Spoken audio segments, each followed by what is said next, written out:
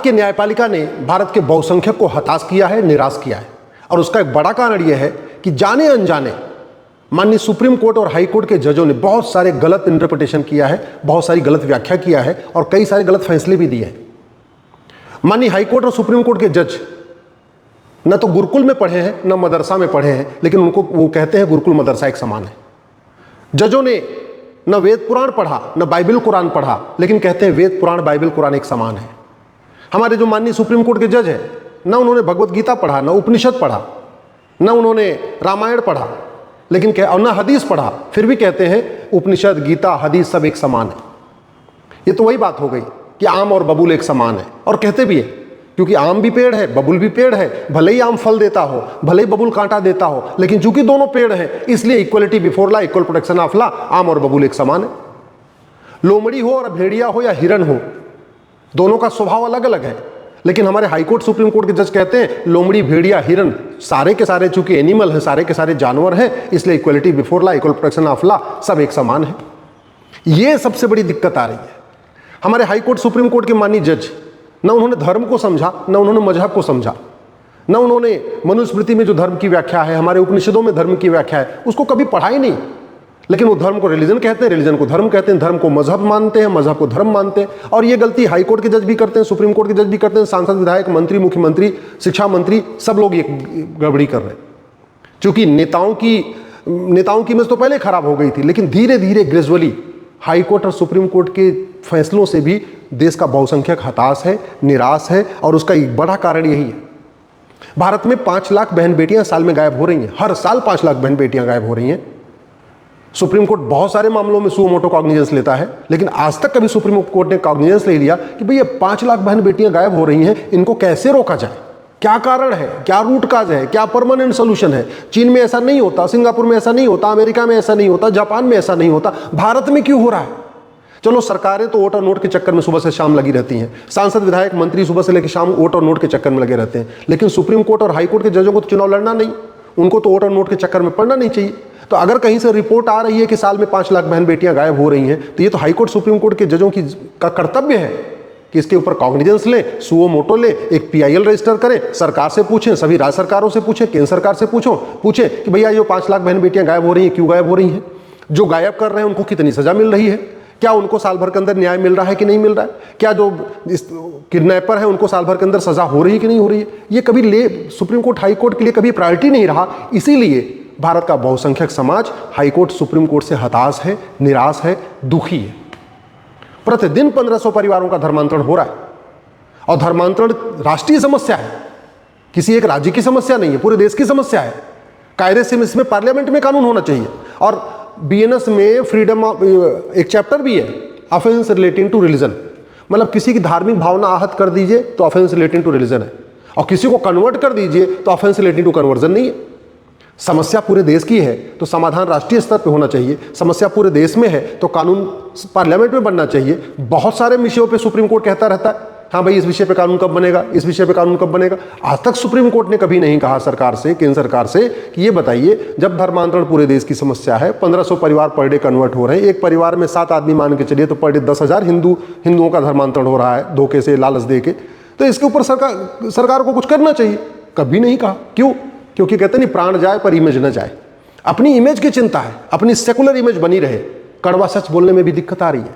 इसीलिए आम जनता high court supreme court के माननीय जजों से हताश है, निराश है। और जब जजों से हताश निराश होती है तो स्वाभाविक सी बात है पूरे सिस्टम से हताश निराश हो जाती है। भारत में 5 करोड़ घुसपैठिए आके बैठे हुए, 5 करोड़ लगभग 2016 में पार्लियामेंट में उस समय के गृह राज्य मंत्री किरण रिजिजू ने कहा था 2 करोड़ है, संख्या उनकी 5 करोड़ हो चुकी है। लेकिन कभी सुप्रीम कोर्ट ने नहीं कहा कि ये भारत धर्मशाला नहीं है, हमारी संख्या पहले बहुत ज़्यादा हो चुकी है, सरकार इनको बाहर निकालने के लिए क्या स्टेप ले रही है। कभी नहीं। चलो नेताओं की बात समझ में आती है, उनको तो वोट और नोट चाहिए, उनको तो घुसपैठियों का वोट चाहिए, लेकिन सुप्रीम कोर्ट और हाई कोर्ट के जजों को वोट और नोट थोड़ी चाहिए। वो तो रिटायरमेंट हो जाएंगे, अपना काम अपने कुछ और काम करेंगे, उनको चुनाव लड़ना नहीं। फिर भी घुसपैठ के ऊपर बोलने में ऐसे लगता है प्राण जाए पर वचन न जाए, प्राण जाए पर इमेज न जाए। हमारी इमेज, सेकुलर इमेज खराब नहीं होनी चाहिए। ऐसे लगता है घुसपैठियों के खिलाफ बोल देंगे तो सेकुलर इमेज खराब हो जाएगी। इसीलिए बहुसंख्यक समाज हताश है, निराश है, दुखी है। भारत में लफ्ज़ जिहाद हो रहा है, लैंड जिहाद हो रहा है, जमीनों पे अवैध कब्जा हो रहा है। और जमीनों पे अवैध जो कब्जा हो रहा है, जब कुछ राज्य सरकारें उस अवैध कब्जे को हटाने की कोशिश करती हैं, बुलडोजर चलाने की कोशिश करती हैं, तो बीच में सुप्रीम कोर्ट का क्या खड़ा हो जाता है? उसको हर जगह ह्यूमन राइट की चिंता हो जाती है। अरे मानवाधिकार मानव का होता है, दानव का नहीं। मानवाधिकार सही लोगों का होता है, गलत लोगों का थोड़ी। आपके घर पे आके कोई कब्जा कर ले और फिर सरकार बुलडोजर चलाने आए, तब तो आप नहीं रोकेंगे, तब तो आप कहेंगे हाँ भाई जल्दी से बुलडोजर चलाओ, उसको खाली करा दो।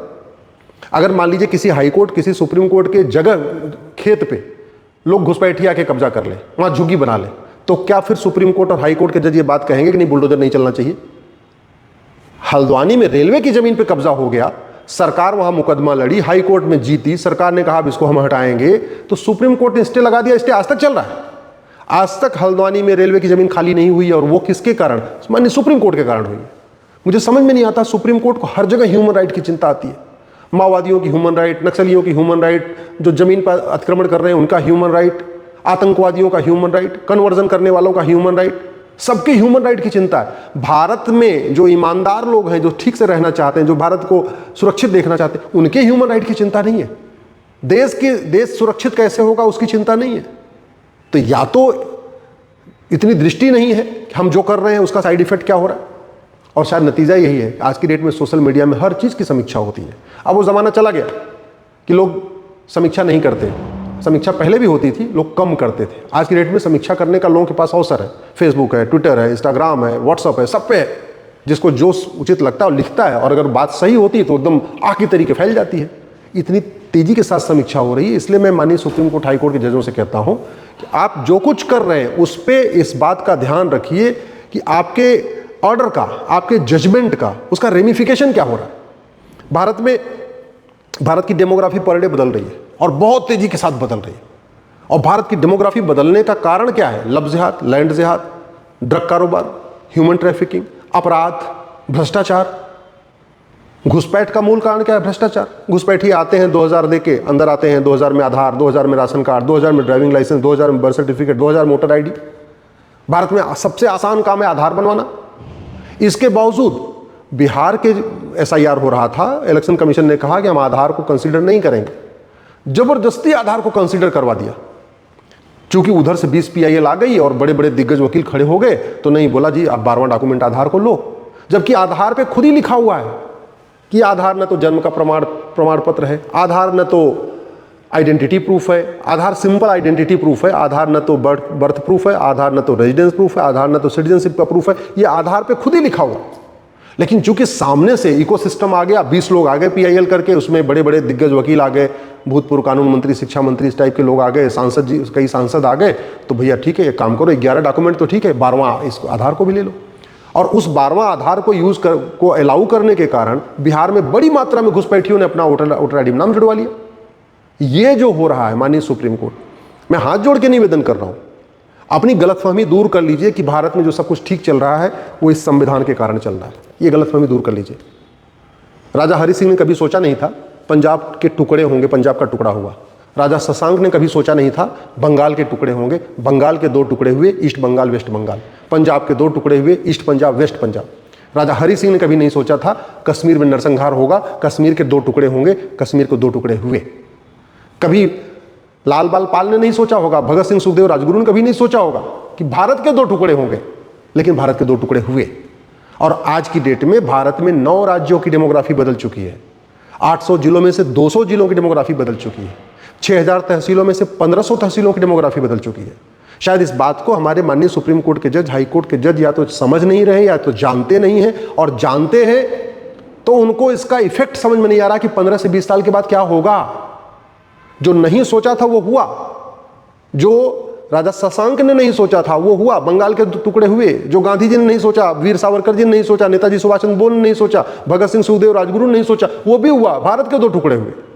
राजा रणजीत सिंह ने नहीं सोचा, फिर भी पंजाब के 2 टुकड़े हुए। राजा हरि सिंह ने नहीं सोचा, फिर भी कश्मीर के 2 टुकड़े हुए। पंडित नंदराम टिक्कू ने नहीं सोचा था, फिर भी अफगानिस्तान से हिंदू खत्म हुए, जैन खत्म हुए, बौद्ध खत्म हुए, सिख खत्म हुए। ये बात हमारे हाई कोर्ट, सुप्रीम कोर्ट के जज क्यों नहीं समझ रहे हैं? क्यों अभी भी इस गलतफहमी में है कि वेद, पुराण, बाइबल, कुरान एक समान होता है? क्यों अभी भी इस गलतफहमी में है कि गुरुकुल मदरसा एक समान है? क्यों अभी भी इस गलतफहमी में है कि धर्म और रिलीजन एक समान होता है? क्यों इस गलतफहमी में है कि सारे मजहब नहीं सिखाता आपस में बैर रखना। ये गलतफहमी पता नहीं कब तक रखेंगे, और शायद इसी गलतफहमी का नतीजा है उनके जो फैसले होते हैं उसका दुष्परिणाम समाज के ऊपर पड़ता है, और इसीलिए बहुसंख्यक समाज हताश है, निराश है, दुखी है और गुस्से में है।